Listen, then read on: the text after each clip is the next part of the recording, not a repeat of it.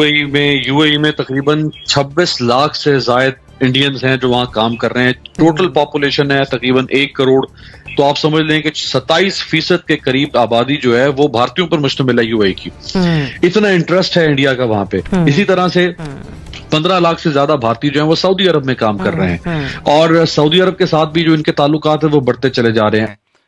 तो दोस्तों, भारतीय आर्मी चीफ नरवणे जी जो सऊदी अरब और यूएई का दौरा कर रहे हैं, उससे जो पाकिस्तान को काफ़ी मिर्ची लग रही है और पाकिस्तान इसमें हड़बड़ाया हुआ है और काफ़ी दहशत में है। तो आप इस वीडियो को देखिए, उसके बाद हम इनकी बातों पर कुछ चर्चा करेंगे। तो उससे पहले हमारी आपसे रिक्वेस्ट था कि आप हमारे चैनल को सब्सक्राइब जरूर कर दीजिए। भारतीय army chief general Manoj Mukund Naravane इन दिनों सऊदी अरब और मुत्तहिदा अरब अमारात के दौरे पर हैं और ये बताया गया है कि 8 दिसंबर से वो वहां पर मौजूद है। 14 दिसंबर को उनका ये जो दौरा है वो इख्तिताम पजीर होने वाला है। लेकिन इसके साथ साथ मैं आपको ये भी बताते चलूं कि इस दौरान उन्होंने सऊदी नेशनल डिफेंस यूनिवर्सिटी का भी दौरा किया है और वहां पर खिताब भी किया है। अब इसराइल और अरब ममालिक के दरमियान जो बढ़ते हुए ताल्लुकात हैं, उसके बाद इस दौरे को खासी अहमियत की निगाह से देखा जा रहा है। लेकिन अगर इसको हम पाकिस्तान के तनाजुर में देखें तो क्या पाकिस्तान पर इस दौरे का कुछ असर जो है वो पड़ सकता है, ख्वाह वो पॉजिटिव हो या फिर नेगेटिव हो। पॉजिटिव को तो हम लोग किसी भी तरीके से देख ही नहीं सकते। नासिर बेग चौपाई साहब, पाकिस्तान पर असर हो दौरे का? गुजारिश है कि विद इन 60 सेकेंड्स। देखिए, कोई अचानक मामला नहीं है और ये एक पूरी चेन ऑफ सीरीज है। मोदी साहब को आला तरीन एजाज़ देना सऊदी अरब में, उसके बाद बहरीन में और यूएई में आला तरीन एजाज़ात देना, उसके बाद उनके दौरे, उनका इस्तकबाल, फिर हिंदुस्तान में सरमायाकारी, हिंदुस्तान से ताल्लुकात, हिंदुस्तान से प्यार और मोहब्बत की बातें, फिर उसके बाद अब आर्मी चीफ का दौरा। इसको मैं इसलिए इम्पोर्टेंट कह रहा हूँ कि ये दौरा फ़ौज से फ़ौज के ताल्लुकात हमवार करेगा और ये एक नया पहलू है खलीज और हिंदुस्तान के दरमियान ताल्लुकात का। लेकिन मैं नहीं समझता कि मेरे मुल्क पे इसका कोई असर पड़ना चाहिए, क्योंकि हम इसके लिए शायद तैयार हैं। हम ज़हनी तौर पर इसके लिए तैयार हैं कि जिस तरह खलीज GCC पूरा का पूरा वजन डाल रहा है अपना हिंदुस्तान के पड़े में। सबसे बड़ा मंदिर अबू धाबी में बना हुआ है, सबसे बड़ा दुनिया में शायद एक पहला, दूसरा। उसके बाद वहाँ और मसाइल हैं, इसराइल से ताल्लुकात कायम हो रहे हैं, मराकश ने कबूल कर लिया है, सब कबूल कर लेंगे, सब हाँ कर देंगे आहिस्ता आहिस्ता। तो हम तैयार हम हैं शायद कि सऊदी अरब वगैरह उधर जाने वाले हैं। अमीर, विद इन 60 सेकेंड प्लीज। देखिए, 2 दिन ये ठहरेंगे सऊदी अरब, 2 दिन ठहरेंगे ये यूएई में तकरीबन 26 लाख से जायद इंडियंस हैं जो वहाँ काम कर रहे हैं। टोटल पॉपुलेशन है तकरीबन 1 करोड़। तो आप समझ लें कि 27% के करीब आबादी जो है वो भारतीयों पर मुश्तमिल है यूएई की। इतना इंटरेस्ट है इंडिया का वहां पे। इसी तरह से 15 लाख से ज्यादा भारतीय जो हैं वो सऊदी अरब में काम कर रहे हैं और सऊदी अरब के साथ भी जो इनके ताल्लुकात है वो बढ़ते चले जा रहे हैं। आपको अगर याद हो तो एजाज़ात जो इनको मिले मोदी का, उसका तो इन्होंने जिक्र किया चुगताई साहब ने। लेकिन इसराइल को जो फ्लाइट सर्विस शुरू की भारत ने कुछ अर्सा पहले, तो सऊदी अरब ने भारत को अपनी एयर स्पेस दी कि भारतीय जहाज जो हैं वो इसराइल जा सके। तो ये है इनके ताल्लुकात की नौयत। अब एक तरफ है मोहम्मद बिन सलमान, एक तरफ है MBZ और उधर MBS, इधर मोहम्मद बिन जायद MBZ जो क्राउन प्रिंस है अबू धाबी के और डिप्टी सुप्रीम कमांडर हैं यूएई की आर्म्ड फोर्सेस के।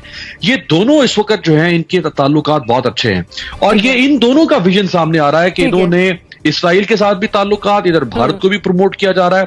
और ये पाकिस्तान के लिए मैसेज ये है कि अगर आपने तुर्की, ईरान और चाइना वगैरह के साथ ज्यादा जफियां डाली तो भाई ठीक है, फिर हम भी अपना मतलब जवाब ये मामला चल रहा है अमीर। ये जो मैंने पाकिस्तान के मामलात और उनके ताल्लुकात, ये हमें शायद उसी का मैसेज है। मेरे पास वक्त मुख्तसर है। सिद्दीकी साहब, विद इन 1 मिनट प्लीज। जरा आप ये देखें कि ये डायनेमिक्स जो है वो टोटल इस वक्त दुनिया के चेंज हो रहे हैं।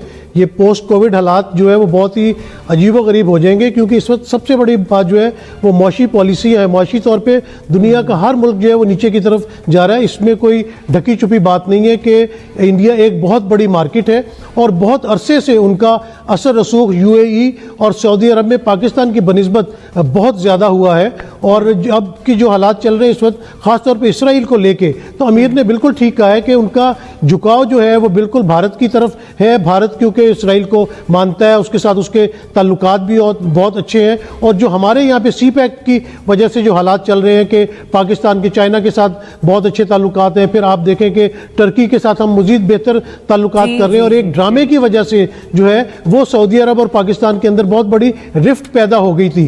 तो ये सारी चीज़ों को मद्देनजर रखते हुए आप ये देख सकते हैं कि ये पाकिस्तान पे दबाव बढ़ाने के लिए भी है, क्योंकि अगर वो भारत को यूएई और सऊदी अरब में खुशामदीद कहेंगे तो पाकिस्तान के लिए ये बड़ा पॉइंट आपका आ गया, प्रेशर आएगा और उसी की ही ये एक स्ट्रेटेजी हमें नजर आ रही है। रोमी साहब क्विकली प्लीज। जी देखिए, सारी बातें तो कह दी साथियों ने। वाकया ये है कि ये जो है मामला जो मिडिल ईस्ट में और जनूबी एशिया के जो रवाबित हैं ये अब बड़ी तेजी से तब्दील हो रहे हैं। और हिंदुस्तान में ना सिर्फ ये कि सऊदी अरेबिया ने आरामको जो उनकी कंपनी है उन्होंने बिलियंस ऑफ डॉलर्स की सरमायाकारी की है, बल्कि सऊदी अरेबिया $100 बिलियन का ऐलान किया था कि वो इंडिया में इन्वेस्ट करेंगे। और ये पिछले साल की बात है, और फिर उन्होंने बाद में कहा कि कोविड की बावजूद वो ये करेंगे। और कश्मीर के ऊपर जो उनका स्टैंस है वो भी हमने देख लिया है। अब हमारे लिए ये बड़ा चैलेंज है कि हमारी पॉलिसी क्या होगी।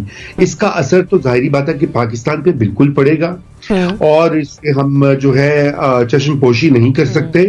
और वो ये है कि रवायती तौर पर ये हमें हमारे एलाइज समझे जाते थे, मगर अब ऐसी बात नहीं है। अब इन हालात में क्या क्या करना चाहिए पाकिस्तान को? एक तरफ तो ये ना कि हम नाराज हो जाएं कि जी आप ऐसा क्यों कर रहे हैं। आपका पॉइंट अगर रोमी साहब, हमें करना क्या चाहिए, मैं कोशिश करूंगी कि कल हम इस पर भी बात कर सके। मेरे पास वक्त बहुत सारा है। मोना, जल्दी से बस ये कहना कोशिश करूंगी कि क्या असरात होंगे। देखें, मुआशी तौर पर मुझे इसका असर नजर आता है, क्योंकि पाकिस्तानी भी बहुत सारे वहां मुकीम है जो वहां से रेमिटेंसेस वगैरह भेजते हैं, वहां मुलाजमतें करते हैं। तो अगर वहां पर ये कोई ऐसी कोई कट लगाते हैं मजीद, पहले भी बहुत सारी इस तरह की चीजें आ चुकी हैं, खबरें आ चुकी हैं यूएई से, सऊदी अरब से, कि पाकिस्तानी मुलाजमों के खिलाफ ये इस किस्म के कोई इकदाम कर रहे हैं। तो अब ये अगर इस किस्म की कोई चीज करते हैं तो जाहिर है उसका मुआशी एक बहुत हमें सेटबैक पड़ेगा। वो तमाम लोग फिर यहाँ माइग्रेट करेंगे, हमारी रेमिटेंसेस पे असर उसका मंफी पड़ सकता है। लेकिन दिफाई तौर पे मुझे नहीं लगता इसका असर पड़ेगा। उसकी वजह ये है कि ये यूएई और सऊदी अरेबिया तो खुद पाकिस्तान पे डिपेंड करते हैं अपनी दिफाई जरूरियात के लिए, और ये पाकिस्तान की तरफ देखते हैं जब भी इनको कोई खित्ते में मुश्किल पेश आती है। हमने मदद की हो या ना की हो, लेकिन ये पाकिस्तान को, और पाकिस्तान हमेशा अपने आप को गार्डियन कहता है मदीना मुनव्वरा और मक्का का, तो इस वजह से, और होना भी हमें चाहिए, तो इस वजह से ये बात है, तो वो हमारी तरफ देखते हैं उल्टा। दिफाई तौर पे इसका असर नहीं है, मुआशी तौर पे इसका असर है, और ये प्रेशर टैक्टिक है पाकिस्तान के लिए। खित्ते में वाजे होने वाली रीअलाइनमेंट्स नजर आ रही हैं, जिन तमाम ब्लॉक्स का इस वक्त हम तस्करा कर चुके हैं, तमाम साथियों ने किया है, हमारा भी जाहिर है। अब हमने अपने ब्लॉक्स को रीडिफाइन करने हैं, ये अब वक्त हो गया है, और मुझे लगता है इसके ऊपर खुल के बात होनी चाहिए। इस बात को ज्यादा हमें सेंसर नहीं करना चाहिए, खुल के इसके ऊपर बात करें, डिस्कशन करें, ताकि हमें कोई राह इसमें कोई हमवार हम अच्छी होती हुई नजर आए। बिल्कुल।